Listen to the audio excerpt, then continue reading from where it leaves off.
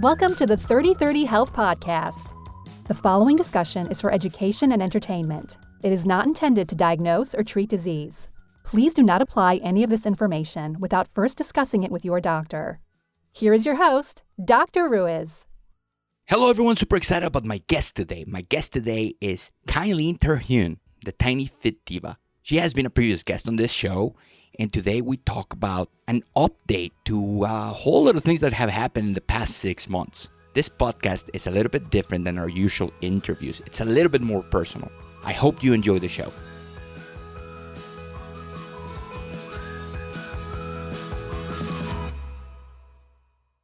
Hello everyone, super excited to be here with my friend Kylene. Man, the Tiny Fit Diva with her second interview. So, tons of things have happened since we last spoke, huh? Yeah, like literally my entire life has changed.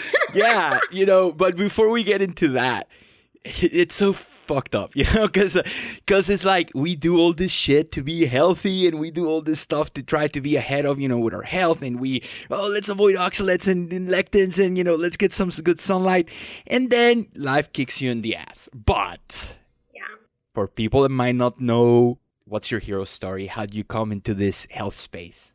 So it's totally a different story than obviously the first time we talked. Really, how I got here is still the same. I was just always really interested in like fitness and things like that. And in 2015, I had, this emotional breakdown moment that was actually, looking back on it, a physical breakdown. I thought that I was going crazy, and you were. Turns out that hasn't changed. That's still, yeah. I'm still crazy. No, but I literally was, 2 steps away from a psych ward because I was crying all the time, insomnia, all this kind of stuff. And if you want more of that story, you can listen to the previous conversation we had. But basically, that was the life-changing moment that really began my pursuit into more education, more knowledge about how the body works, and really with a motivation to help myself. And so as I began to help myself, I wanted to help other people. So I became an FDN and an autoimmune protocol coach and just different things. And then I start running my business. I start working with clients. I start feeling better. I start healing my body. I get to this really good place, and I get diagnosed with cancer. What the hell, man? It's like, I remember reading it, and I was like, what? I texted you immediately, and I'm like, it's so insane because, we help people day in, day out. And how many people have reached out to you and said, you changed my life, and we are role models to a certain extent. And then to have something as deep as this, it's just like, what the hell? And I kind of want to almost address that too, because that is a huge question. And it made me really insecure at first, where I was like, what are people going to think? I'm like this health coach. I run labs. I do all these things to be healthy. I eat a certain way. I have clients that I'm trying to help them prevent or manage chronic diseases that they have. So what does this say about me, right? And then it's like this understanding that what happens in your body doesn't happen overnight. And sometimes when we get to the place where we are incorporating all these things, it may not be enough to stop the ball rolling. So, cancer and autoimmune disease and things like that, really, if you think about it, start 7, 10, 12 years prior to, the diagnosis. And so this kind of made me feel a little bit better, because I know if I look back on my history, I'm like, oh, heck yeah, there's this laundry list of things that contributed to this. But I also know that the things that I began to put in practice, like the 2 years prior to the diagnosis, probably stopped it from really spreading. I only had one tiny small tumor. It didn't go anywhere else. I was still able to function, and really I had zero symptoms other than a lump in my neck. No, and a lot of people can't say that. And then my health priorities have helped me to sort of manage the process. I'm using an integrative approach so that I can prevent as many symptoms as possible. And I'm totally convinced that it will help me stay in remission when I'm done as well. Because I think what maybe got me here is way, way, way in my past. And, just for anyone listening, you are currently on treatment. This is not, yes. Usually we hear about people that have fought cancer and they're in remission. I Yeah. really wanted to capture the fight. I wanted to interview you and I wanted to bring awareness to this right now, because this is going to be a cool time capsule in 5 to 6 years when I have you again and you're going to be like, yeah, I'm in remission 100%. I've hit that 5-year mark. And that is just, that's going to be so fucking cool. So have you tried gluten-free? I am 100. That is like the funniest question. Yeah, I know. Like that's going to solve everything. Yeah, everything. Yeah, that's it. Podcast over. No, I've actually been gluten-free since about 2012, 2013. But that question actually brings up a funny thing. So when you get diagnosed and you're in the health sphere, the things that people bring up to you, like if you try this one tiny thing, like it's going to cure cancer. And I'm like, okay. It's very interesting, the things that have been messaged to me or sent to me or referred to me. I'm like, okay, guys, like I know you're trying to help and your heart's in the right place, but please, that's not like this cure-all thing. But I do actually recommend that to like literally everyone. It's sometimes, a personality flaw or whatever, but like my immediate reaction to me scrolling through my Facebook and seeing your announcement in your news was to immediately, try to help, and I connected you with a couple of my friends, what do you think about that? Do you think that was helpful? Be brutally honest. Here's the thing. There's a time and a place for that, and I think it depends on the person. So I know you and I know your heart, and I that made me so happy when you contacted me, because first of all, you're like the nicest person in the world. Second of all, you have like legitimate contacts. And so I knew that your concept of like what would help is legitimate, and the people that would help would have great ideas or just support. I mean, I like follow Aaron on Instagram now. We like, we got on the phone and we talked. And that's one of the things is like, I'm definitely not trying to say don't reach out to people. I'm absolutely not saying that, because we need it. You just have to be careful how you do it. Like, do you really know the person? Like, you and I know each other, and it was extremely helpful. I was so appreciative. It really made my heart happy, I have to be honest. And the people I talked to were so kind, and it made a big difference, especially when you did it, which was at the beginning of my diagnosis, because you are so scared at that point because you just don't know. So you had connected me with a naturopath and also with someone who had been through, well, actually, I think both of them were naturopaths, yeah. Yeah, but one of them had been through the same diagnosis. And so they both had different things to contribute, and it was extremely helpful. And talking to someone before you choose treatment and all that sort of thing, I think is very helpful, just to know, hey, I came through it. It's going to be okay. Maybe to answer some questions I didn't even know I had at the time, that sort of thing. Very, very helpful for sure. And the people we're talking is Dr. Adam Kozin, who works at an integrative oncology practice. Which is awesome. And Dr. Aaron Ellis, who was diagnosed with non-Hodgkin's lymphoma before she even decided to become a naturopath, and now she's a practicing naturopath, and she has a pretty powerful story too. And I just felt that, having had an experience with cancer where a close family member died because of cancer, and by the time it was discovered in her, my mother-in-law, it was too late. There was nothing to do. And the treatment was very aggressive, and doctors were not listening to us. And this is before I was a doctor. The impact that those words can have on your life are insane. Thankfully, yours was caught pretty early. And then you had a really amazing foundation of health that is going to just help you get through this. It sucks and it's tough, and I can't imagine, I'm looking at you, and you have like your port scar, and, and yep, it's right there. Big bump in my chest right there. I can't imagine, what it feels like. And as an outsider, someone cares for you and a friend, fuck, man, I know. Yeah. I know it's hard, and you just don't know when you get the diagnosis. It's so scary. And then being in the health world and being in like the functional medicine side of thing and the preventive side of thing and the nutrition side of thing, it's like you said at the beginning, it's like, what? Why have I not done enough? And then how are people going to look at me when I choose conventional? That's a whole other topic, because which shouldn't be. It shouldn't be. No, it shouldn't be. And I was so happy when I came to this conclusion that I had never, ever taken a stance that was like anti-conventional medicine, because so many people in the functional medicine world do. And there's so, left or right or black and white or whatever you want to call it in the medicine world. And I'm so totally an integrative thinker when it comes to that. And one of the things people need to think about too, and this is what I had to think through when I got my diagnosis, is every cancer is different. And so what is the percentage, what is your of recovery with conventional medicine? What stage are you at? That sort of thing. I had stage 1A Hodgkin's, meaning I had one tumor, 0 symptoms. The percentage of likelihood that chemotherapy would help me is like 95% and above, that it would not only knock it out, but I won't go into remission. And so when I began to reach out to integrative practitioners and naturopaths and things like that, asking, hey, let me ask you some stuff about this, they were all pointing me to conventional. I was shocked. And that's because this specific situation, that's what was going to work. But it was like, hey, let's do an integrative approach. Let's use a lot of supplementation, stick on your nutrition. Like I had already had that in place for years, which was, I think, like you said, extremely helpful going into it, but then managing it. And I know coming out of it's going to help me recover fast as well.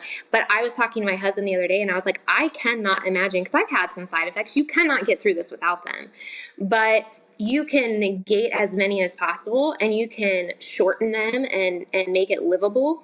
And I cannot imagine not having my supplements and my nutrition on point right now, truly, and being able to tweak it and talk to people and adjust it, because you still have these days that are really hard, or you're really tired, you have this symptom or nausea or whatever it is. And I'm literally probably taking like 20 supplements right now, and I would not change it. And I've had to add a couple throughout the protocol. And eventually a lot of those will go away. But for now, I want to protect my heart. I want to protect my lungs. I want to protect my liver and my kidneys. And I want to boost my energy, protect my muscle, retain my muscle as much as possible. And that, your body needs nutrition regularly. It needs it way more during chemotherapy. Oh my gosh, like times a million. Yeah, and this is where a couple of conversations that I have with my patients happen. You'll have patients say, I have Hashimoto's, I'm well controlled, but I want to get off of this medication. And the conversation usually goes like, first of all, why? Because maybe taking a little bit of thyroid hormone is going to give you more latitude to live your life, and the joke is, okay, so if you want to get off of the medication, you're going to move to Costa Rica, you're going to have to put your children up for adoption, you're going to have to quit your job and farm coconuts and sleep 12 hours a day. If you deviate from that, you might need thyroid medication. Because it's all about the stress load, yeah, 100%. Totally. Yeah. So if you want to live in the United States and raise your children and every once in a while go out and have a margarita, what's the difference? How many supplements? Measure your life with the amount of love you can give your family, not the amount of pills that you're taking. And then the second would be, I do paleo or whatever, and I take 1,000 supplements and I still don't feel 100%. Well, there could be an underlying cause to all of this. And then a third that I'm going to sneak in is that I am really against the term alternative medicine. Medicine either works or it doesn't. Oh, that's such a good point. There's no alternative, So yeah. If the medicine you need is a little bit of chemotherapy, fuck yeah, do it, and because that's medicine, that's what's going to get you better. You hear arguments of people saying, oh, we're the only mammal that drinks another mammal's milk. We are the only mammal that wears pants. I know, yeah, right. We're the only one that, speaks and runs the world. Yeah, so should we stop wearing pants? No, it's technology, Yeah. And let's use our advancements in everything within an ancestral spectrum and try to do things as traditionally as we can, like eating traditional foods, having good support, having good connections, sleeping appropriate hours, waking up with the sun, and have good appropriate circadian rhythms. But if you have a deadline and you need to drink some coffee because your work is on the line, yes. Use that technology. Just yes. Work in the back end. Finally, and then I'll let you talk because I'm just rambling now. The healthcare system has it so wrong when it comes to chemotherapy or surgery. This very aggressive stressors that have a net healing effect, okay? But you will hear people with like, that are going through chemotherapy, and they'll be like, yeah, we got to make sure you eat, and whatever they want, it's important just to eat. So if they want to eat ice cream and, fast food, as long as they're eating, that's good. That's all cool and everything. But like, I've said this story many, many times, when I was in medical school and finals came around, so much stress. One time we had like 14 finals in 7 days or some crazy stuff like that. And I noticed that there was like a pressure cooker and there was a lot of stress in my life. And I heard people saying, oh, I'm just going to eat whatever I want because I'm so stressed. And that is the worst time to put stress upon stress. This is the time where you should be managing your stress the best you can. You're probably not going to be able to sleep because you got to study. But eating is something that you can 1000% control. So when I was in those times, that's when my diet was on point. And then when I wasn't so stressed, that's when I kick my legs and I start having a little bit of fun with my diet. Same thing with chemotherapy. That's not the time to be eating a lot of seed oils and having inflammatory foods. That is the time when you want to have the most nourishing diet and the least amount of stress as possible, because it's going to help with the process. Oh, 100%. I mean, I cannot imagine. Right now, I am working so hard on repairing my gut in between chemo treatments. And so I want it to be as close to 100% as I possibly can before I go again, because it causes problems with your stomach and your digestion, all this kind of stuff, to pile on top of that inflammatory foods. And then you're immunocompromised, and that stuff's going to get in your blood system. I mean, no wonder the side effects can get so bad for so many people. And it's just a tool that we have that we are able to be in control of.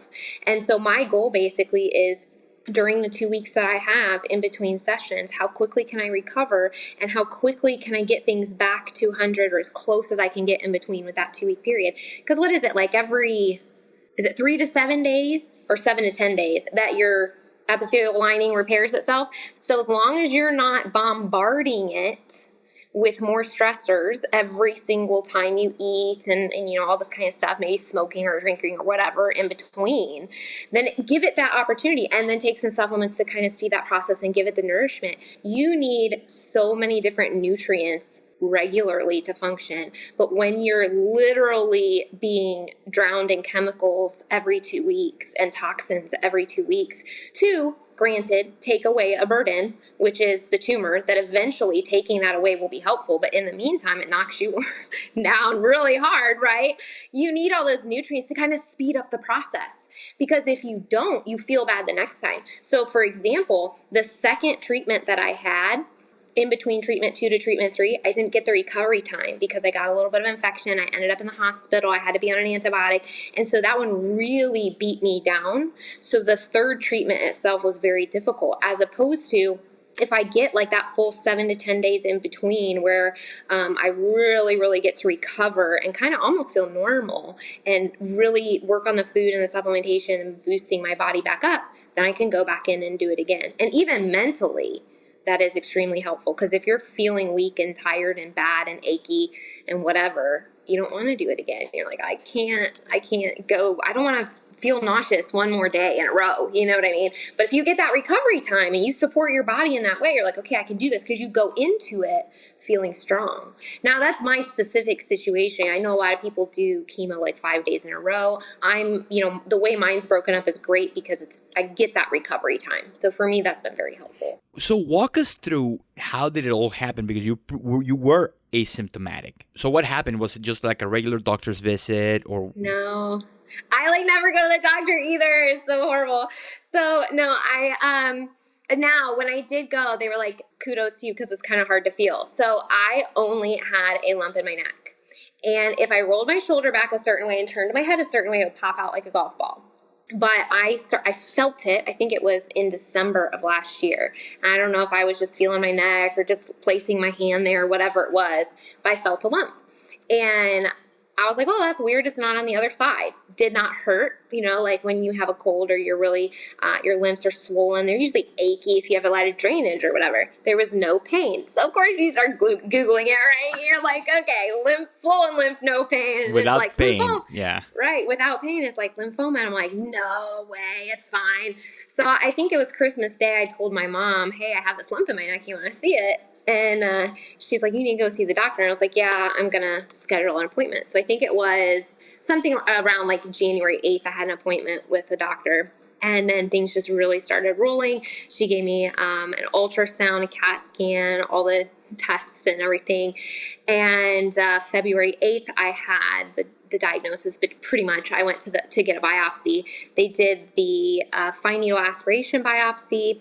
And he looked at that. It was great because in the office, he would go in the other room, look at it under his microscope. Then he came back in. He said, I need to do a deep tissue biopsy where I go into the tumor itself and pull out some tissue. I said, okay. This was so scary. If anyone, and I didn't know what a biopsy was like before this, right? Who know? Nobody talks about like what they're actually like. Let me tell you really quickly, they're horrible. It's just mentally horrible. Physically, you're totally fine. But mentally, it's like, those big shots at the dentist's office are really long and everything. So I'm like looking away, I'm like looking at the opposite side. They're trying to have a conversation with me to calm me, just keep me calm, He was like the greatest guy ever.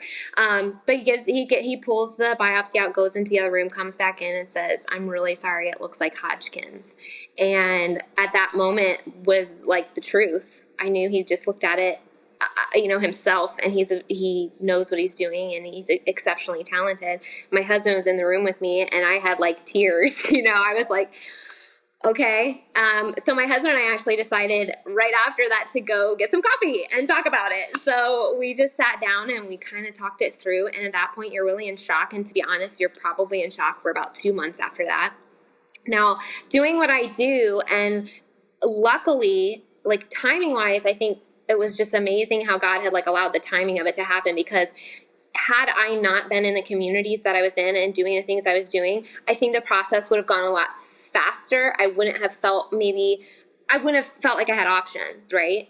But where I was at the point of my diagnosis, I wanted to reach out to some people. I wanted to take my time. I wanted to really come to my own decision. I wanted to research, do I do this medicine? Do I do chemotherapy? What do I do? What are my options? And so by the time I made the decision, I was really, as much as you can be, knowing what you're going into, at peace about it. And I had kind of assembled my team. So let's talk about your team. And then are there any options that you said, no, I'm not doing that? There were actually quite a few. So what's hard about it is integrative medicine or functional medicine approaches to cancer.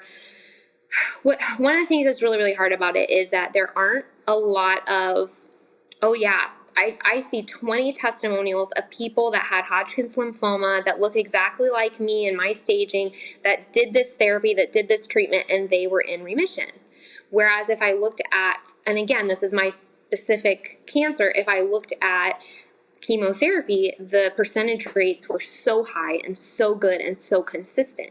Now, that's not the same for every single cancer. Some are extremely, they can react really well to environmental changes and food changes and all that kind of stuff. But I was kind of coming from, I've done all that. Like, give me a therapy that like will knock this out, right? Like, I've already done all these other things.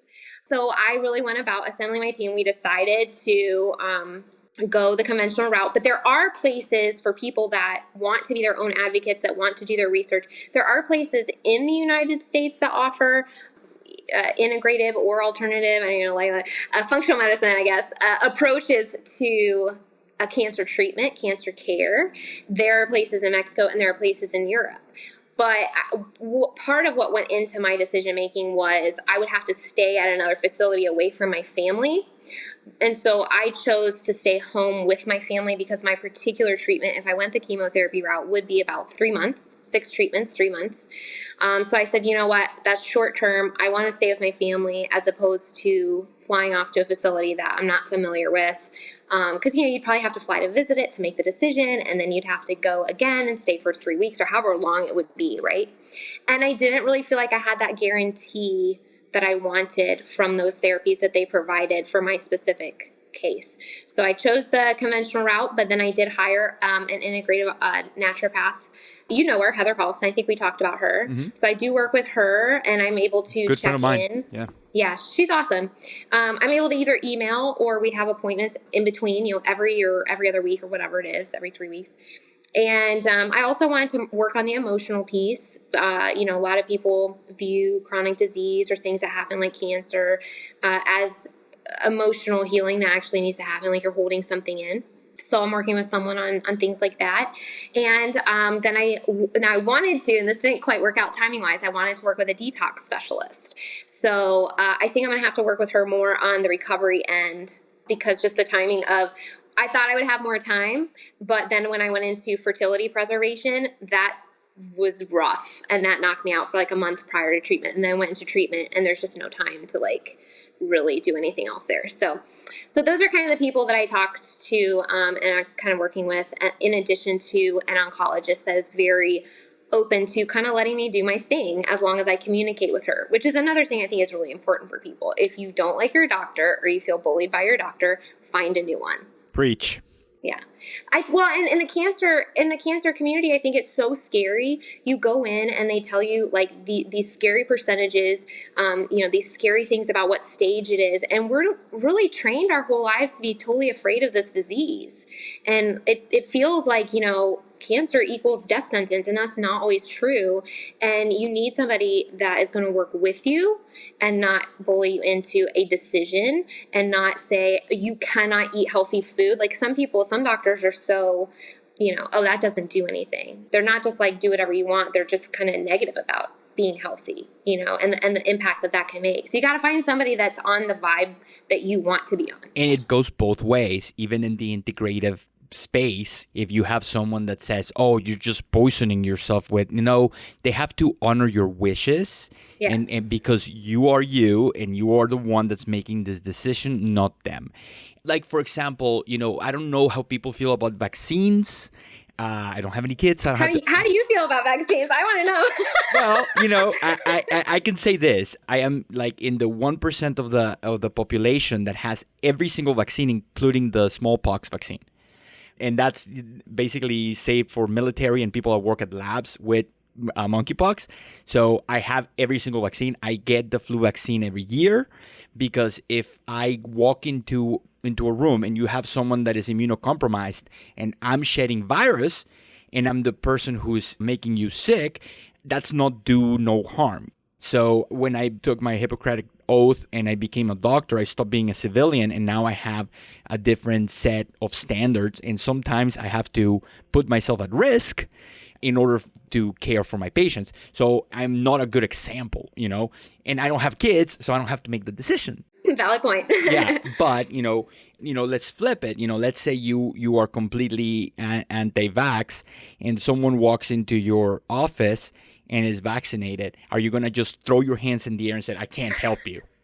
Same thing. If you came to Dr. Cozen's office and you said, I'm doing conventional treatment, he's not going to throw his hands up and like, I can't help you. No, they are going to work with you. Dr. Paulson is working with you because this is the choice that you made, and that's the cool thing about naturopathic medicine, that it's beyond the interventions. Doesn't matter if you're MTHFR positive. It doesn't matter if you have sickle cell traits. We can help you because that is, the healing power of your body and your innate ability to heal is going to be optimized by the treatments that we do. Regardless of your background, regardless if you've been drinking water from Flint, Michigan, regardless of your diagnosis, we can help. And that's very important. And that, so make sure your practitioner is working with you.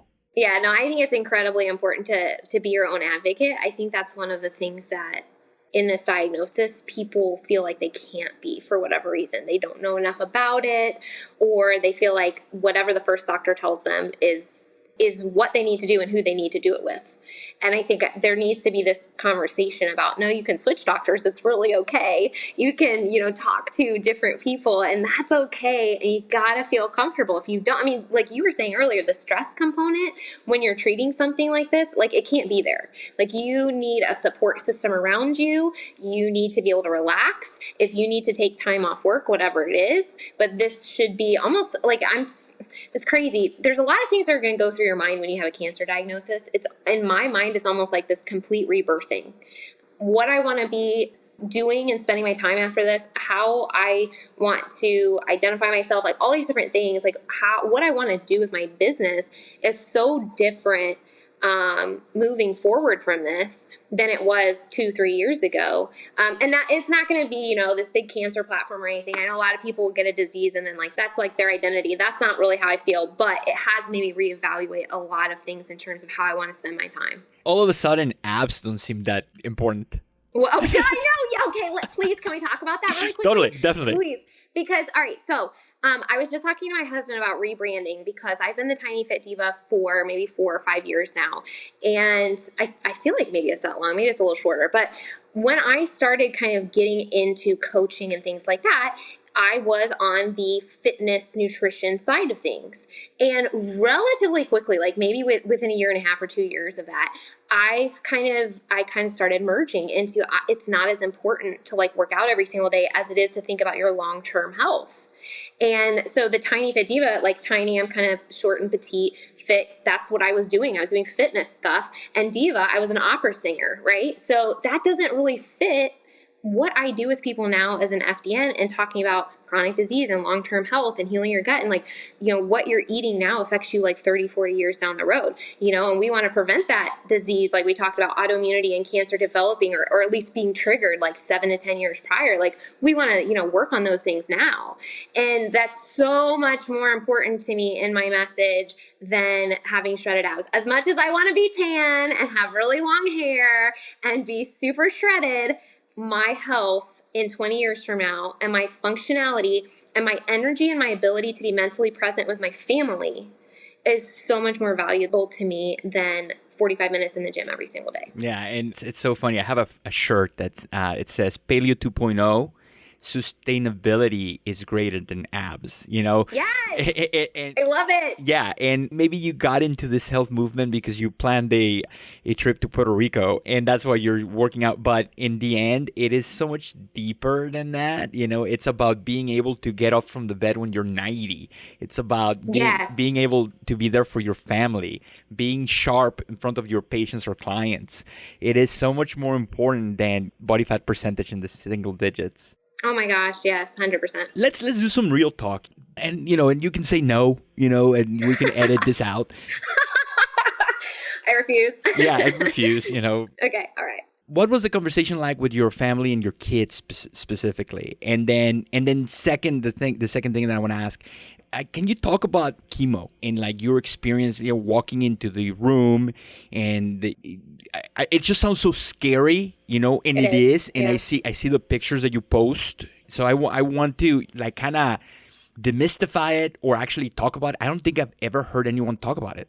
Oh my gosh, I'm so glad you said that because one of the reasons I decided to be so public about it on social media is that when I got diagnosed and started going through the process, I realized how many people do we know that have gone through this before? Like so many. It's like almost 40% of the population if you add up the statistics for men and women. But how much do we actually know about the process and how they're feeling and what they're doing? I had no idea. And so I was like, well, this is going to suck, but I'm going to share everything. And so I started doing videos and pictures, and this is how I'm feeling. And so the conversation with my family, to answer your first question, my husband is extremely supportive. He was basically like, whatever you want to do. And I spent so much time researching the different therapies available and looking into the different places that I could go and reading about, what option do I have here? What option do I have here? How much does this, what's, all these different things, because I wanted, when I made the decision, to feel good about it. Now I love my mom and my dad so much, and they're so supportive, but this is really scary. And they really kind of pressured me a little bit to go the chemo route. I got a little annoyed. at a certain point, because I was like, I need space to think about this.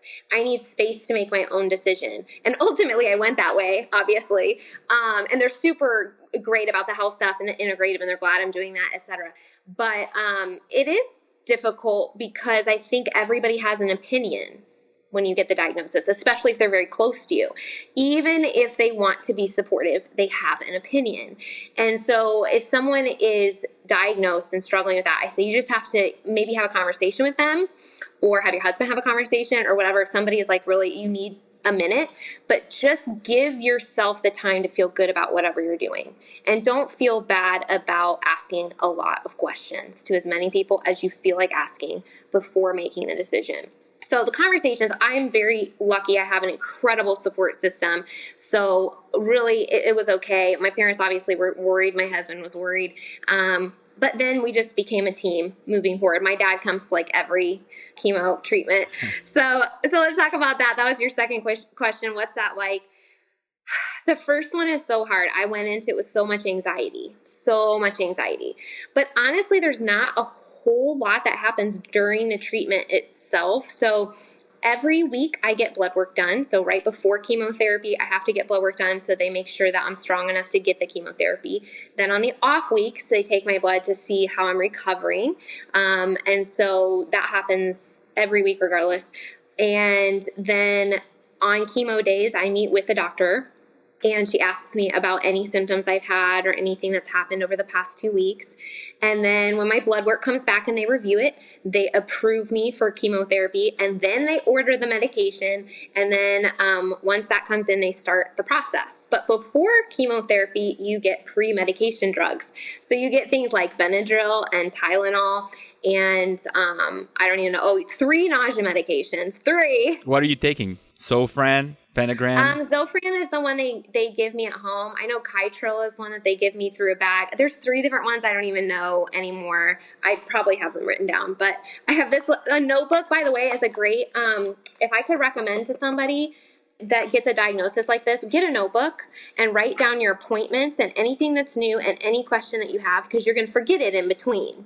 And you're going to be so stressed out. I realized this after my pathology visit, because he told me that it looked like Hodgkin's, and I pretty much heard nothing after that.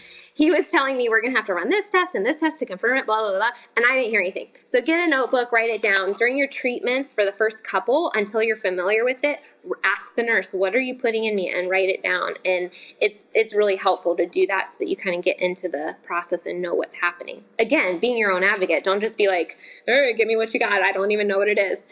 So that's all the pre-medication. And then I specifically for Hodgkin's get what's called ABVD, which is 4 separate chemotherapies. Each letter stands for its own chemotherapy. And so those come in, again, intravenously through my port, which is in my chest. And then they each have their own time. Like one's like 10 minutes, one's 30 minutes, one's an hour. One of them, the nurse pushes herself very slowly. It's like a 2-minute process. But really, the process is pretty much the same. It just depends on how strong I am going into it. So like I said, I didn't have a recovery period between 2 and 3. So actually on the day of 3, during treatment, I was feeling nauseous, even after they had pushed all that nausea medication. That one sucked so bad. And then that night I was taking a walk and like dry heaving, like it was horrible. But typically if you get the recovery period, not a whole lot happens during the treatment itself, except maybe some fatigue from the Benadryl. That'll knock me out for like, the first time it really knocked me out. My body's kind of adapted. So now it's like maybe 10 minutes of closing my eyes. And then I wake up and I'm like, hey, what's happening? How's it going? So altogether, I'm usually there from about 8 to 1:30 on the day of treatment, approximately. And then I go home and there's a recovery period. And usually that is approximately a week. The first 2 to 3 days are the roughest. I do have to take Zofran, like you mentioned, that's an anti-nausea prescription medication. And that's one of those things, like, again, kind of doing that integrative thing. There's so many things that can help you with nausea, but when you're talking about chemotherapy-induced nausea, you do not want to mess with that, okay? Maybe on days 3, 4, 5, peppermint oil, smelling that might help, or, Ginger. taking ginger or, whatever, or, whatever it is may work for you. But on the first like 24 to 48 hours where you just had all of that thrown into your body, it's such a different level. You don't want to mess with it. It's kind of my perspective with my body. The bummer about that is that things like Zofran come with their other problems like fatigue or a lot of headaches. I tend to get a lot of headaches. Some people will experience constipation, whatever it is. Everybody's a little different. So those are things you also have to then anticipate and kind of counteract with whatever therapy works for you. So after those first couple days, then things start to kind of get a little bit better. Every time is a little bit different, and I think it probably is for everybody. What I'm craving during those few days completely changes too. So you're talking about food.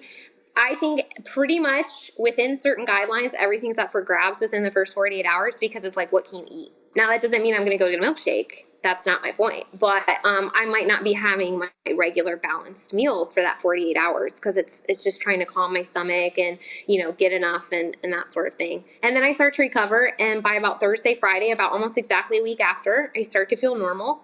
And then I have a week of pretty much feeling awesome. And it's funny because there are even some days there where I'm like, I feel so good. Maybe this is really doing what it's supposed to do and taking this stress load off my body so that when I'm done with this, I will truly function like a rock star because of everything else. It's like that puzzle piece that was missing. I had no idea when I was doing all this stuff. Sure, I was gaining energy and I was feeling better, but I didn't realize that there was this major stressor still in my body that was distracting it from doing its job. And so I think when it's gone, it's going to be a different story. Can you explain the difference between chemotherapy and radiation? Some people really don't understand those two. Yeah, so chemotherapy, right, I get that intravenously, and I'm so thankful, because this would have been another very excruciatingly difficult decision, that it was recommended that I only get 6 treatments for 3 months and then get a PET scan to see if it's completely eradicated the tumor. Radiation, I know they've come a long way, so now they can really focus on, like, if I got radiation, it would probably only be on that tumor site, specifically that tumor site. But the thing with radiation is they often will do that like every single day. And so some people, like where I'm getting this recovery time, if I went into like 21 days of radiation, that can make me feel so sick. And so I'm just very thankful that I'm not knock on wood, cross my fingers. I don't think I'd want to do that, honestly.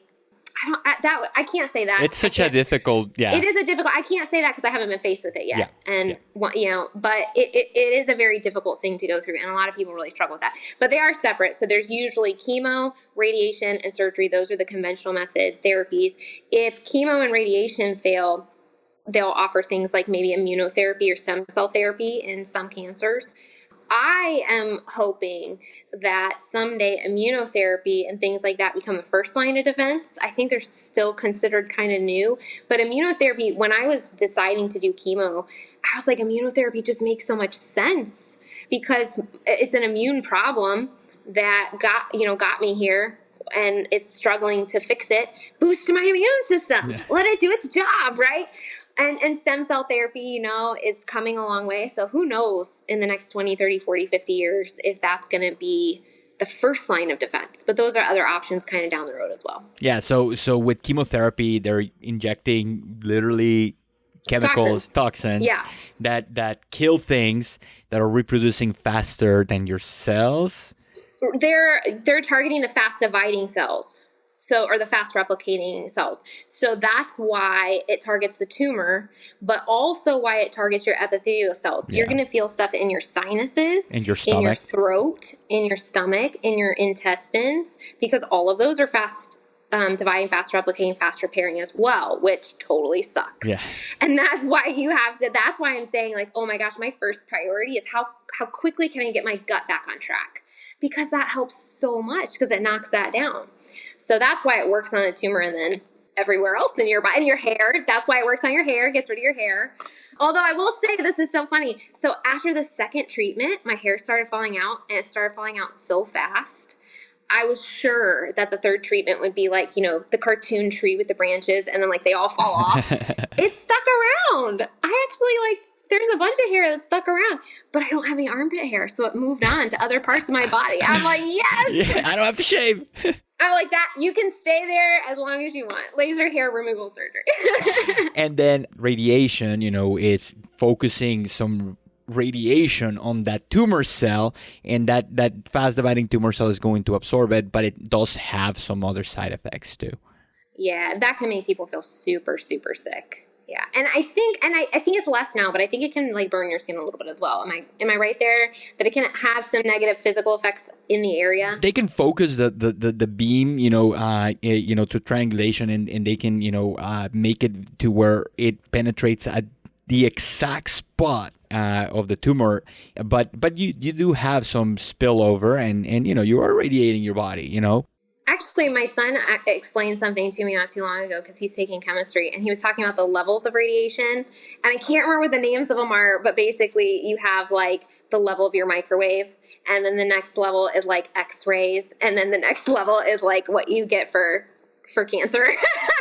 And that goes from the least damaging to the most scary is kind of the concept there. Funny enough, bananas, they travel from South America mostly to the United States, and they accumulate so much radiation in the travel. Really? Yeah. There's a really cool chart. If you Google XKCD radiation chart, and it shows that comparison of what one, radiation compared to sleeping with someone gives you radiation, flying gives you a certain level of radiation, X-rays, all the way to Chernobyl, and it explains visually how radiation works, and it's pretty damn scary. So let me ask you something, Guillermo, because this is the problem with everything, right? Toxic load is everything. So how much of that you're getting and how much of your body can detoxify it. So how does your body get rid of that? Just normal detoxification systems? So there are persistent things, like uranium. It's heavy enough that it can stay within you. But we are privy to certain levels of radiation. And the biggest problem with radiation is that it basically destroys DNA. It pulls the strands apart of DNA. I don't know if you watched Chernobyl on HBO, but I love the explanation that radiation is like little bullets. And those bullets you can't seem to, you perceive, but they go through your skin, into your cells, into your DNA, and it splices them. That's scary. Yeah, and they have different half-lives. So a half-life is how long it takes for half of that material to decompose and to become, less reactive. So radiation is so reactive because it's missing an electron or has too many protons or something like that, and it's destroying the DNA, trying to become more stable. So as the time goes, it becomes more stable, and then after a while it disappears. It dissipates. It becomes another thing. So there are certain things like thallium, like uranium, like cesium. Like cesium is pretty safe. We use it in imaging studies, but still can be a heavy metal, and it can persist. And a lot of the people that we do chelation therapy on do have some levels of cesium or thallium or maybe uranium because it's still persistent and we haven't totally gotten rid of it. So your glutathione pathways are really good for that. Sweating is really good for that. Saunas, yeah. Sauna, exercise and hydration. But we can be pretty successful, if your detox pathways are not working perfectly or they're saturated with other heavy metals like lead, mercury, then we can do things to help detoxify those things. So like heavy metals, can radiation stick within your bones and muscles and things for years? Definitely. Ugh. Yeah. And is that partially dependent on your toxic load, like how much is already existent? Yes. Ugh. Yes. Yeah. So see, there is a point. Even if bad things happen, be as healthy as you possibly can. Totally. Because it'll stop other bad things from happening. And I expect that once you get the okay from your dog, you're gonna come visit Arizona, and I want to detox you and get rid of all that. Oh, let's do it. Yes, let's do it. I'm so excited to be done and be like, all right, now what? Like, what detox do I need to do? Like, what? Let's 100%, get me back on track. So tell us about what you're doing diet-wise. So I've pretty much stuck with what I normally do, which is, I guess I call it a modified version of paleo. So for people who know what paleo is, it's if you're 100% paleo, because it gets confusing when you look at all these bloggers out there. But there's like 100 different shades of paleo, I feel like. And you know what? I don't have a problem, with people having their own version. Right. Yeah. It's whatever I works think for that's important. you. Yeah. Yes. It's not being dogmatic. No, you have to find what works for you. That when I work with my clients, I call it nutrition. I think you have to find it. And so really strict paleo is like grain-free, sugar-free, legume-free, all that kind of stuff. I basically am whole foods, gluten-free, usually dairy-free. And I try to get as much nutrition in my day as I possibly can. So I eat a lot of vegetables. I try to get a variety of vegetables. I do sauerkraut. I'll do like a vegan protein shake, and I'll even add greens. It's got greens in it. I'll add greens to it. I'll put like all these other things in it, like medicinal mushrooms. I add the medicinal mushrooms. I do all of that. I try to do grass-fed beef, pasture-raised poultry. Although I will say my pet peeve in the area is pasture-raised poultry is extremely hard to find in the stores. Although I just found a farm that is pretty close by that I think has it. So that might be my new resource. So I don't have to do it online. But, I try to have the highest quality of whatever I am eating and get as many whole foods as possible. Now, before chemo, what I'll try to do is make some bland stuff like organic white rice and peas, maybe some Legit Bread Company or Siete Mills pancakes, which are grain-free, and then you can just literally eat the pancake. You don't necessarily have to top it even because it's just kind of bready. Some gluten-free bread like Eben's Bakehouse, things like that. So when, people say, I feel sick, I got to eat saltine crackers, I'm like, there's another way.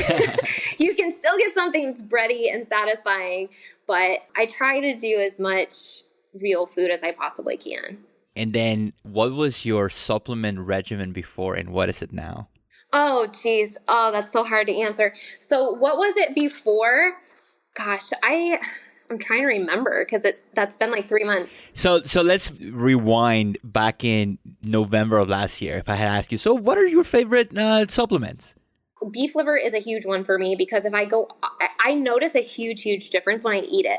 And it's funny because I'll slack off on it sometimes. And I'll be like, I've been feeling kind of tired. Why am I feeling kind of funny? Oh yeah, I haven't had beef liver in like a week. Maybe I should bring that back in. And I bring it back in and like 2 days later, I'm like, I feel amazing. So for whatever reason, I know why. It's extremely nutrient dense in B vitamins and selenium and all these different iron things. And it's a whole food version that kind of works together like whole foods do, and as opposed to taking just a B complex, right? So beef liver has always worked really, really well for me. I love beef liver. I also always take a probiotic, and right now my favorite probiotic is the Microbiome Labs Megaspore probiotic, which is a spore-based probiotic. Those just work really well for me. I will take biocidin a lot. Now, this is so funny, before my diagnosis, I would try to get off biocidin, which is like an herbal tincture. Antimicrobial. Yeah, antimicrobial, antiviral. It's really, really effective. I use it in a lot of my gut protocols because it busts biofilms as well and then targets some bacteria. So I love that. But what's so interesting before I got the diagnosis is I would try to get off of it to give my body a break and kind of like let it rebuild and stuff. I would like never feel quite as good when I wasn't on biocidin. So that probably told me that something was not quite. So those are kind of some of my consistents right now, if you really want to know. Can you go like morning, evening, afternoon, and Oh my gosh. Well, I take most of my supplements in the morning with breakfast. So I take most of them then, and then if I can remember and force myself to do it, I'll take some later in the day. But the majority of it happens all in one big handful at breakfast. So I'm taking And you're looking at I have a list because I got to remember. It's literally so many.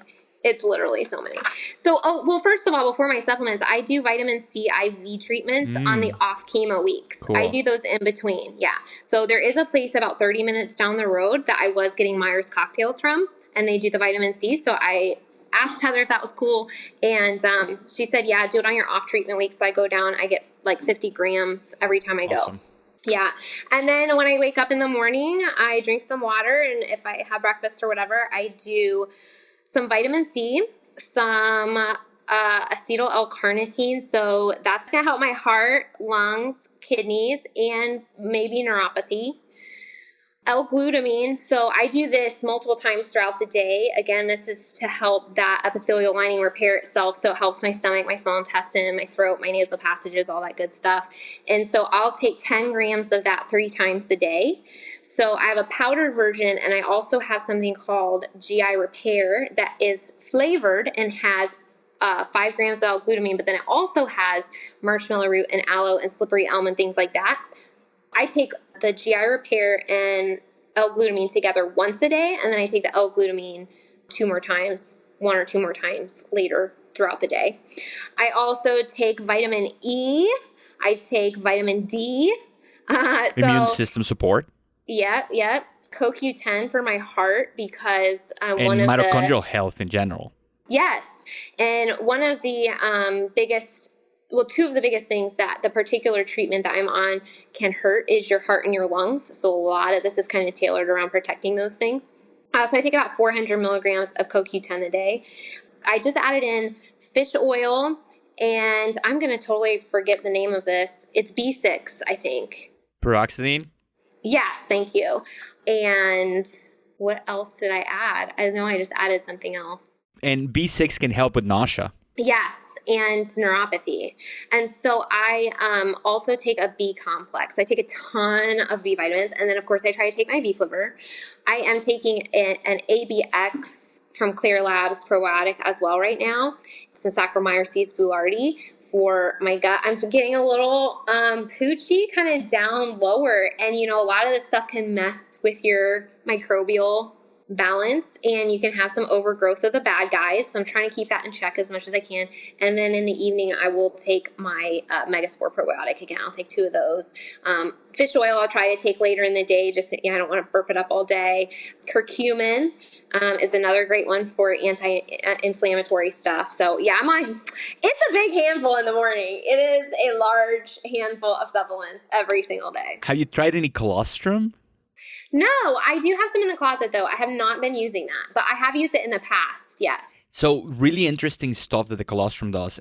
It's basically the immune system of the cow, and it's IgG, and it binds to inflammatory things within your gut. So if you have some intestinal permeability, it binds them before they go out into your bloodstream. And then your immune system looks at it and is like, oh, it's bound. I don't have to do anything. So it kind of reduces inflammation in the intestine. And even if it goes past the intestinal barrier, it kind of has a net effect of anti-inflammatory.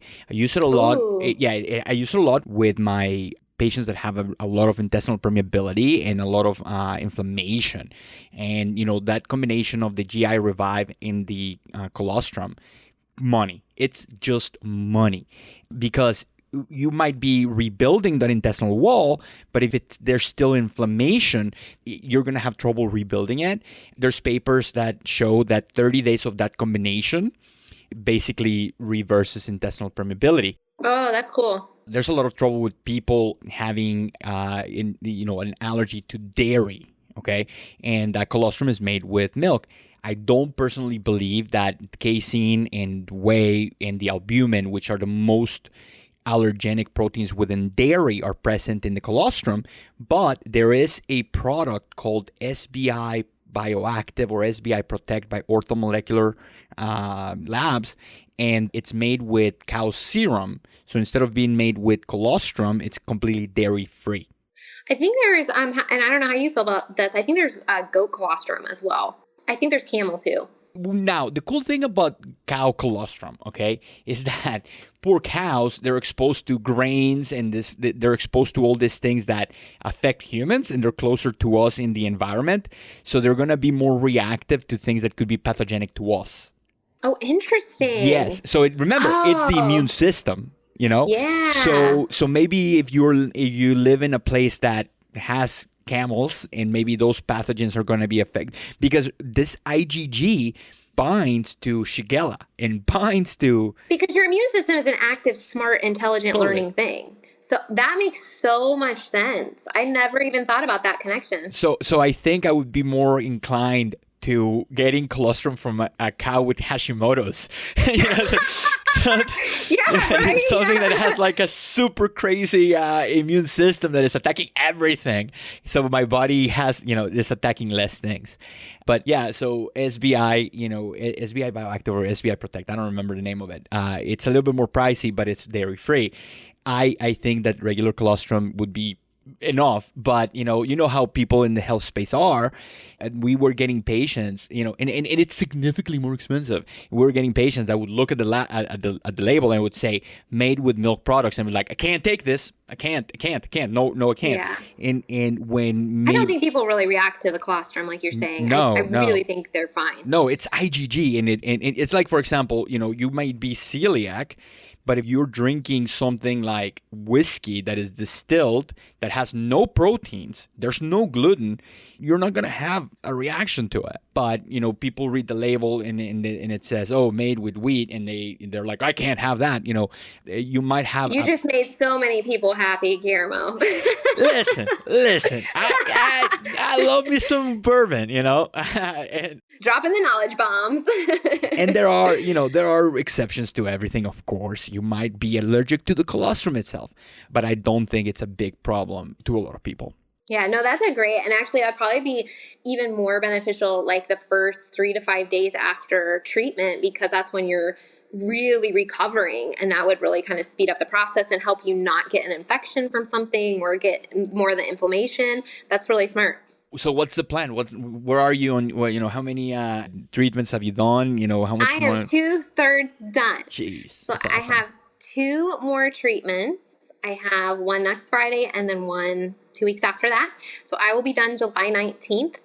And then it is truly a matter of, okay, let's recover, let's detox, let's get my body to a place where I know that I will just never get it again. I'll stay in remission. So I'm about 1 month out, which is really exciting to me because, the whole mental aspect of it, I think, is one of the hardest things that people don't talk about. You feel good and you have to go back in, and like the 24 hours before you're going back into treatment, you're like, I don't want to do it.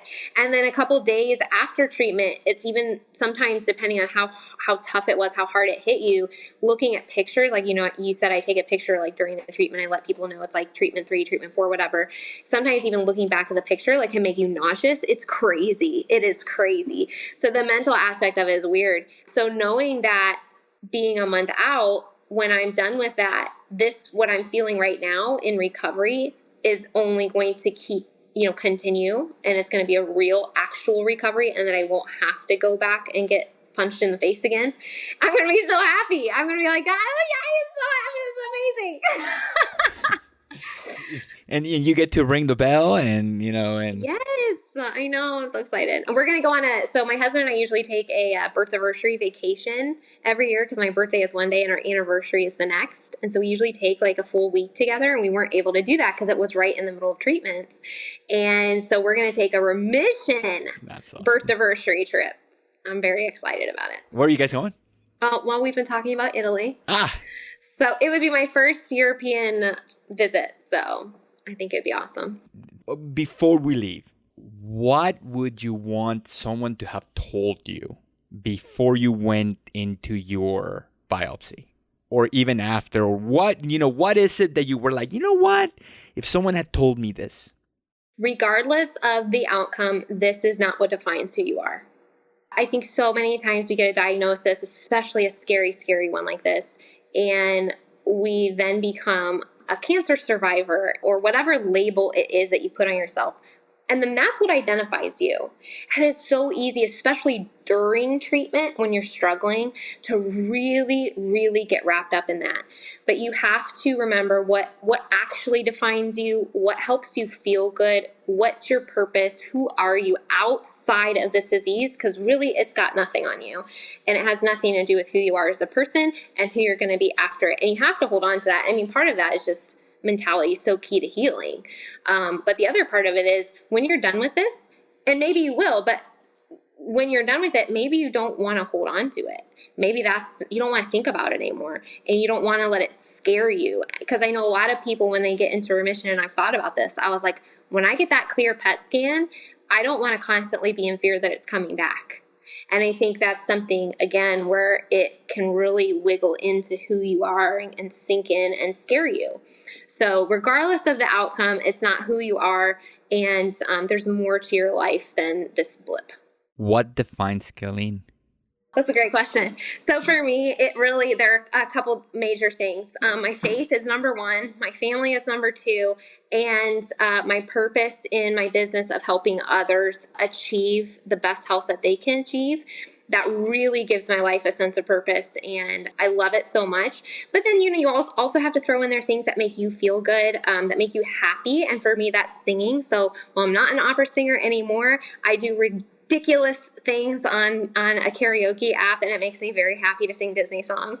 And so it just makes my heart so happy. So all of those things kind of combined come together to remind me that yes, I have treatment every 2 weeks, and yes, I feel bad for 3 to 5 days or whatever it is, but as soon as I feel good enough, I need to be able to, I can't get in that mindset of being a victim. I have to get back to what makes me feel good, what allows me to help other people, what am I here to do? Awesome. So how can people find you? Where can people contact you if they have questions? There's boundaries, of course, but if someone that you love or or yourself is diagnosed with any type of disease process that is as life-changing like this, I'm pretty sure you or me would be more than happy to offer our perspectives.